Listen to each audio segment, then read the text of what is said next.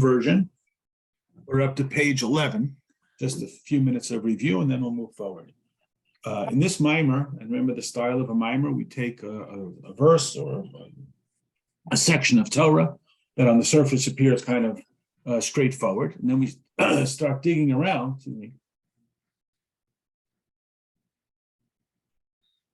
We start digging around, and we find that there's a depth there that we may have otherwise not noticed, which becomes an opportunity for us to have insight beyond just the narrative. So the story that we are working on is one of the first stories in the Torah, where Adam and Chava, Adam and Eve, eat from the tree of knowledge of good and evil. And God says, well, what are we going to do? Now they are like one of us. They'll live forever unless they eat from the tree of life. And that's the story. We're all familiar with the basic story. So the question is, we have to jump in with the question, why is God appeared to be concerned, worried, afraid that they will live forever? Isn't that the original plan? Meaning God said to Adam and Chava that the day they eat from the tree, they will die. That is, it will introduce death into the world. So now that there is an opportunity that Adam and Chava will in fact live forever, which was part of the original plan, why is this considered to be a step backwards? Why is this considered to be a problem? Seemingly, again, this was the whole idea from the get-go. So this became our portal of entry into understanding it at a deeper and more personal and more general level, not just about that. So we started to talk about, we sort of put that question to the side, and we started to talk about two different ways that Hashem relates with us. And again, Hashem's relationship with us is to be replicated or is replicated in all forms of relationships, communities, countries, families, corporations, individuals. And we're trying to put, and this is one of the great gifts of Hasidus, we try to put definitive, rigid terms on concepts that are essentially infinite. I mean, we talk about this in all forms. We talk about feelings. Well, we're trying to put words to capture something that's innately beyond any specific parameter. And in our case, we're trying to understand two aspects of our relationship with Hashem. One we refer to as, I'll use the Hebrew words, makif, which means to surround. And I like to use the English word culture, like a corporation has a culture, a community has a culture, a family has a culture. It's not something very particular that you can put your finger on, and yet it animates and gives imprints onto every aspect of the person and of the entirety of the community, and everybody in the community is enveloped within it.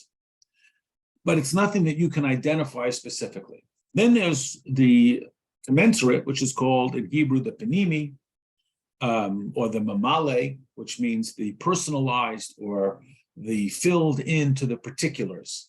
And that is something very personalized, very tangible, and very definable. As such, it's limited to whatever we describe it as, whatever we understand it as, and whatever we feel it as, whatever we perceive it as. And these two both have their virtues, and they each have their shortcomings. You know, a company without a culture, a family, a community, it sort of doesn't have anything to hold it together. But the downside is, I don't know what it is. Somebody who's very personalized and individualized, he knows what it is, but it's something that's very difficult to share with others because it's so specific and personalized to that circumstance. So the combination of the two is the way in which we hope to fully develop our relationship with Hashem, to have the general sense and the particular sense.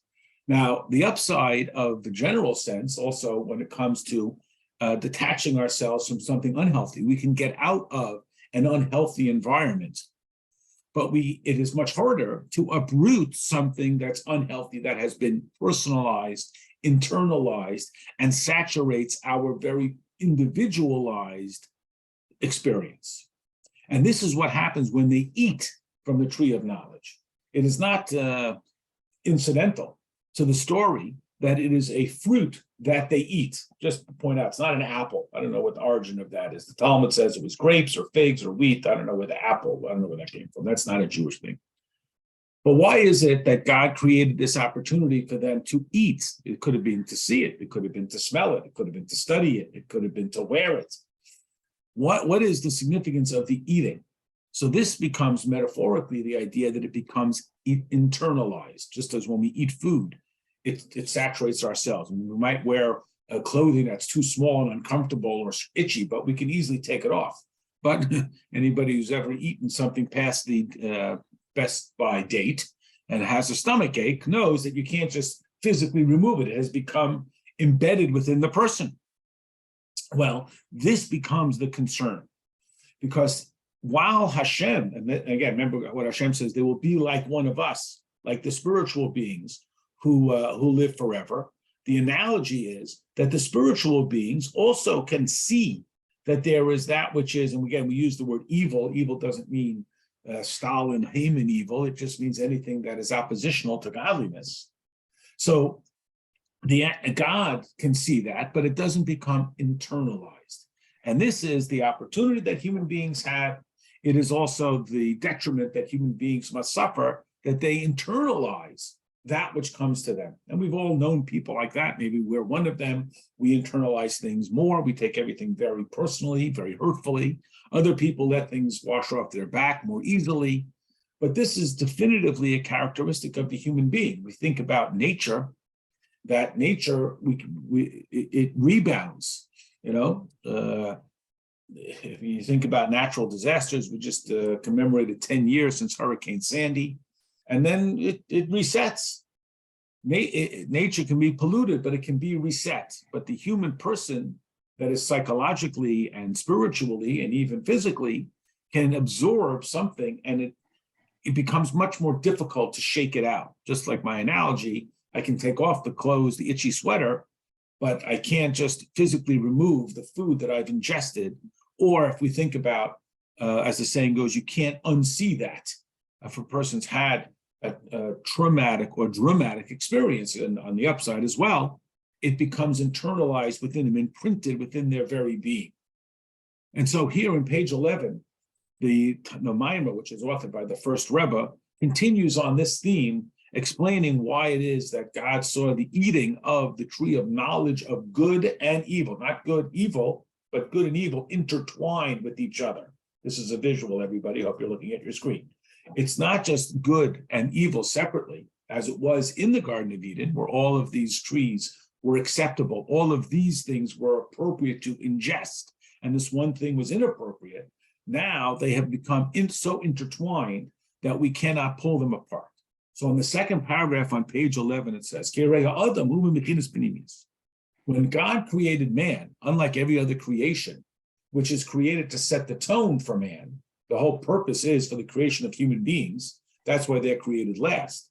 They are created that they are able to, and they do internalize everything.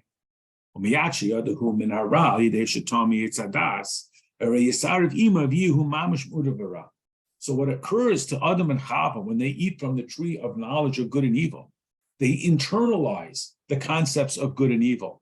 They become saturated, almost stained by these characteristics of good and evil. It so imprints itself upon them that they cannot simply remove it. And again, back to my analogy with the clothing and the eating, just as for a moment, it's a little bit of a distraction, which I'm not immune to doing, and I apologize. But remember, the response is that they realize they are naked and then they are clothed. And the idea of the difference between clothing, which enwraps the person, again, the makif, the cultural change, in contrast to the food that becomes ingested. So it says here, lo kamoshu lamaila.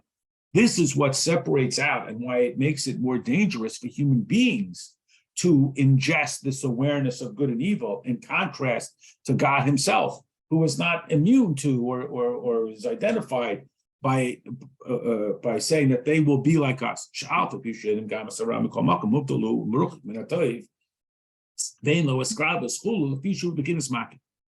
The Hashem, the spiritual realms, are also aware that there is that which is oppositional to godliness. And yet they are not as stained by it and can extricate themselves. Parents do this all the time. The child comes home from school and they say, that's it, I'm never going to school again. They're distraught. Everything is globalized. Why? Because their friend didn't play with them. They forgot their lunch. They got a B+ on the test. They didn't make the soccer team, whatever it may be. The parent who has the makif, the sort of broader perspective, sees that this is, in fact, something very unpleasant. They're not saying that it's not unpleasant. It is very unpleasant. And yet they recognize that it can be extricated. But the child at that moment thinks that this is it. This has now stained their very being for all time. Well, if we can extrapolate that to scale, the human being internalizes, and it is exorcisable, but it's very hard. And it's Hashem's perspective that God says, well, it'll be like us. So why is that a bad thing? Because God, like the adult, can see that this is the separate temporary existence of some challenge, in contrast to the person who's going through it, who is completely embedded within it, and it is embedded itself within him. But a person who internalizes that this is the character of human beings, again, he eats it, he eats the fruit. When they absorb this ra, it becomes so saturated into their very being that it stains them in a way that is incomparable and far more damaging than when Hashem has this level of awareness. And again, we've probably all gone through this at some level where something happens and it is so damaging to us at a visceral, basic, elemental human level that we have no sense of any way that we can ever get out of it. We can't unsee it. And again, every parent knows this. They protect their child from experiences that can harm them. Maybe at a later date, they'll be able to internalize it. They'll be able to experience it and not internalize it, but they're not ready for it. Well, just like a human being can be so affected by something, we want to keep them safe. And this is why we protect our children. Hopefully we protect ourselves. We protect our eyes and ears because we understand the damaging impact of exposure to unhealthy, violent, immodest, whatever it may be. So too, Hashem is saying that this is what human beings need to be, and I'll use the word protected from, with the story of eating from the fruit of the tree of knowledge of good and evil. Because when something becomes absorbed, when somebody sees something, they can have such an impact on them. And it's very difficult to separate from that ra. It's a very difficult battle. And once we get battled, it's one nation battling another. That's a quote about the prophecy that our ancestress, Rebecca, next week's Parsha, learned when she was pregnant and the two were quarreling within her, that one rises, one falls. Pamim zeh goiver on top of page 12, but pamim shekenegdo goiver. Sometimes one is overpowering, sometimes the other one is overpowering. So there's an old saying, if you wrestle with the dirty, you get dirty. And therefore, generally speaking, it's not our strategy to engage in something unhealthy. Isn't it possible that you could go and find the godliness there? Yes, it's possible, but it's quite dangerous. In fact, this was often the argument. Why is Chabad going out into the world? Why don't we all just stay in the yeshiva? And our explanation is that we are basic trained to only see the godliness in it. I use an analogy. It's a little bit of a subtle one or a very mild one. But when we see people, we tend to see them by their humanity. Oh, this person is tall. This person is funny. This person is witty. This person drives a blue car. This person works in this job. But there's a certain circumstance, which when I share it with you, what I'm thinking of, I think everyone will appreciate it, where none of that matters. The only thing that matters about this person is their neshama. And that's when we need the 10th guy for the minyan. We don't care if he's tall, short, he can read, he can't read. We just need that. We just see him as his neshama. But often in life, when we encounter circumstances, we have a mixture. And sometimes we see the godliness, and sometimes we see the material. We just had in the Parsha last week that Abraham rose up early to saddle his donkey. And one interpretation is that Abraham, who represents the passion for Hashem, has to get up early to saddle the donkey, which represents a cold and crassness and a disregard for godliness. So the two aren't going to be engaged in a quarrel. Sometimes one wins, sometimes the other wins. So don't get involved in the battle. don't get involved in the battle, because even if you win, you still lose, because the one you battled distracted you from your service of Hashem. The fact that I had to deal with that, even if I defeated it, it was a diminishment of my awareness of the infinity of Hashem. And this is what God is, quote, concerned about when they eat. They internalize the tree of knowledge of good and evil, this mixture of the two together. When it's only something that we can see, like the parent sees the second grader who's all upset and can explain to them that while this is very upsetting, it's not permanent and will not stain your identity. But the child feels that it does. And who knows if it in fact does. This is what God is concerned about us. And here, we'll do one more paragraph in the middle of page 12. Like we find in even the Mirosha Der Sarata, from the great generations, from the earliest generations, all the way down through all of history. There's all different fluctuations. There were certain times when we had great neshamas, great leaders who were able to defeat that negativity. And then there were other generations where the bad guys were dominant, and selfishness and ungodliness was dominant. So we don't want to get into the mix. This is what Hashem is, so to speak, worried about or concerned about when he says they will eat from the tree of knowledge, is that they will interlock with one another in this negativity.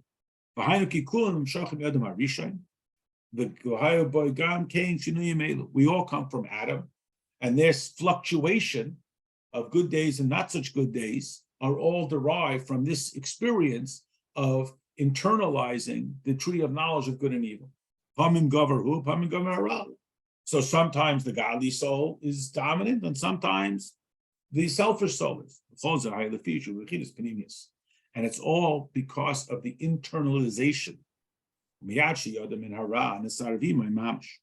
And as soon as he knows it, that's it. You can't unsee that. There's a saying, I think it's in the Navy or something, you can't unring the bell. When people would ring the bell and say they quit, you can't unring the bell. Well, there's certain things you can't unsee. And this is why we're so protective, especially of young children, that they shouldn't be exposed to unhealthy and ungodly things. I mean, just as an example, the Rebbe has a campaign that young children should not have toys that have non-kosher animals. You think, oh, who cares? Come on. What's the big deal if he has a teddy tiger and so on? But again, it's such a subtle and such a delicate child, just as they are so delicate physically, they're delicate spiritually. And as soon as he knows of it, it penetrates his very identity. It's very, very difficult to uproot it and to extract it. And it's likely for there to be that kind of fluctuation. And if I could say about some parents, I guess all parents, but I just say some, so nobody takes offense. We forget sometimes how delicate the neshama is of these small children. And we are crassened by the world around us. And we're fortunate to be able to keep our children in a healthy, and I'll use this word, naivete. They don't need to know about every tragedy and every indulgence that goes on in the world around them. Although there are many forces that somehow want to suggest that it's beneficial that a child should be exposed, and I'm talking about 5 and 7 and 9-year-olds, to every kind of depravity, that when they are exposed, what's that? When they are exposed accidentally, we may not realize, and we may even be surprised better about how disruptive it is to them, because it's something that we barely even notice, because unfortunately the world around us is constantly bombarding us. And this is what Hashem is expressing in the story of the eating of the tree of knowledge of good and evil, that you got good and evil embedded within the person, and it's hard to pick them out, like pulling out little tiny pieces that are embedded in the entirety of the person. Okay, we'll stop here. Tomorrow I will be, God willing, at the Kinus HaShluchim, so we won't have class, but I'll be back and I'll give a report about it the best I can next week when I return. So tonight's class is dedicated to Bilha Bas Deborah Abraham HaKohen, and wish you all a good night and a good Shabbos. We'll see you next Travel safely. Don't forget to come back. Amen. Thank you. Enjoy it. Enjoy it. Good night, Thank you, everyone. Rabbi Epstein. Thank you for coming on. Enjoyed it. Bye-bye. Take